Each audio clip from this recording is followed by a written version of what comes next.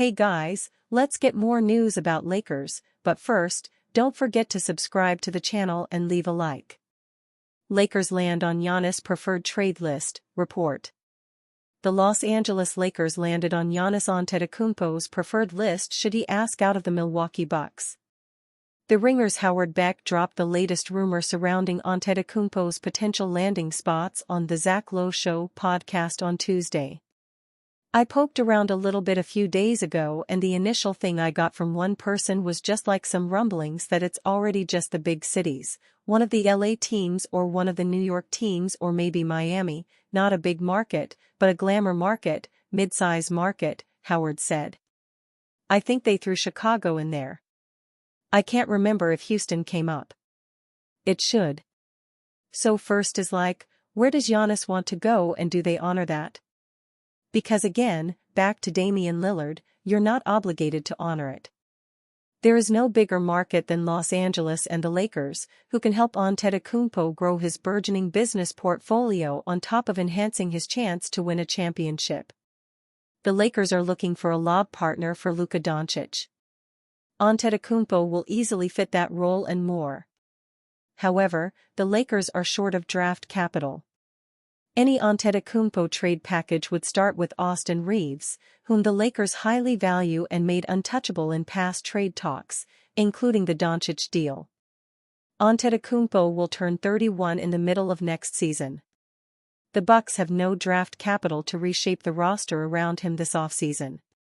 His big-picture interviews since he signed an extension with the Bucks have spoken about his desire to win another championship. I'm trying to win a second ring, he told his brother Thanasis Antetokounmpo on the Thanalysis show in April. Everybody plays to win, but me not having a second championship.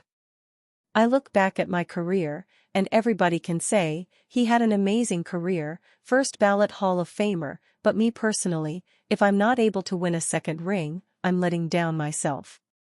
In a February interview with the Milwaukee Journal-Sentinel, Antetokounmpo hinted that he's open to relocating. Don't fall into your comfort zone, Antetokounmpo said. I don't want to stay in my comfort zone. I want to be challenged.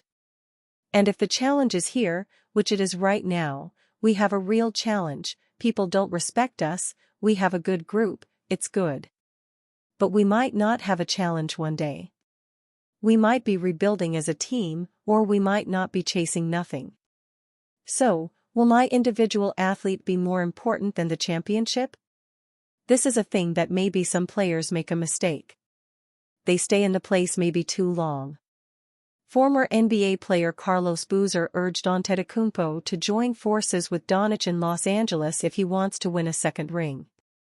If Giannis doesn't want to come back to Milwaukee and it's really up to him if he wants to stay or doesn't want to stay, that would revitalize the Miami fan base.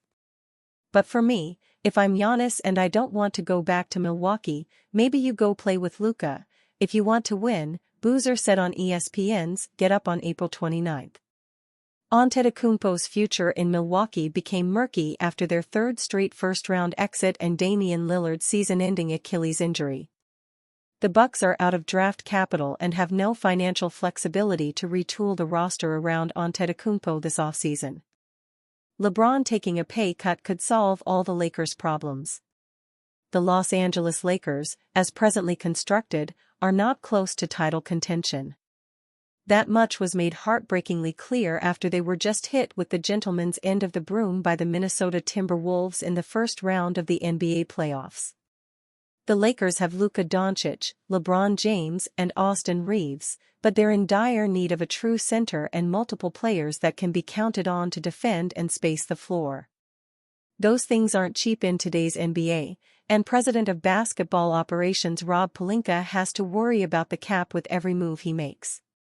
LeBron has a player option that he'll need to decide on this summer, specifically by June 29.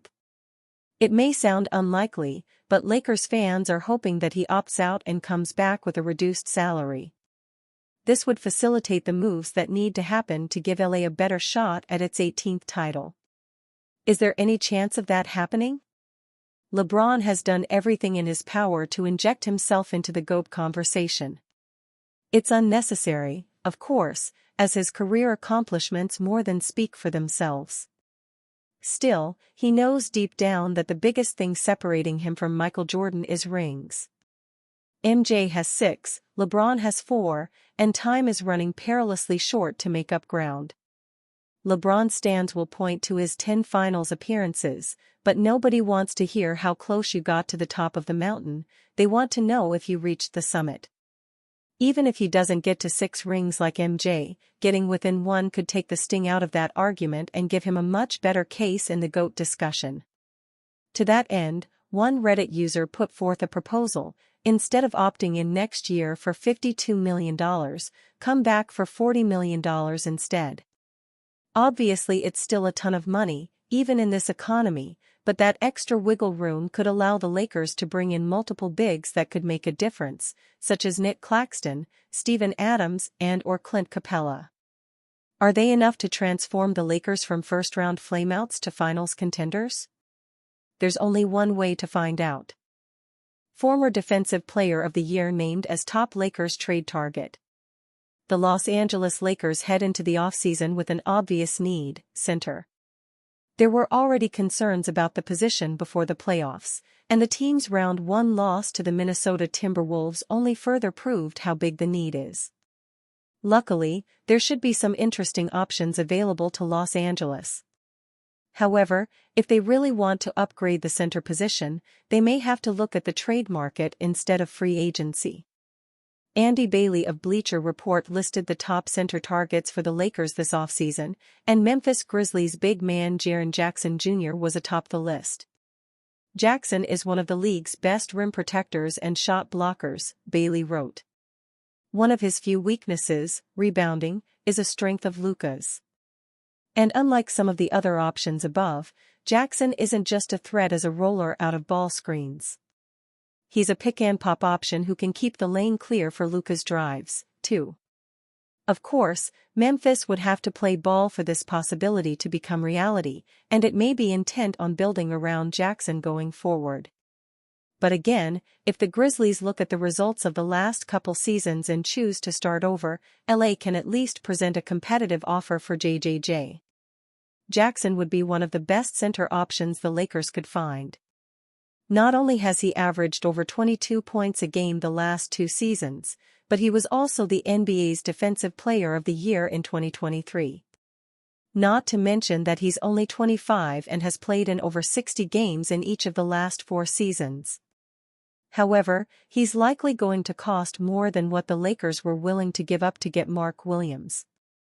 The Grizzlies are probably going to want Austin Reeves in a Jackson deal, but that might be difficult for Los Angeles to accept, especially if LeBron James retires or announces next season will be his last.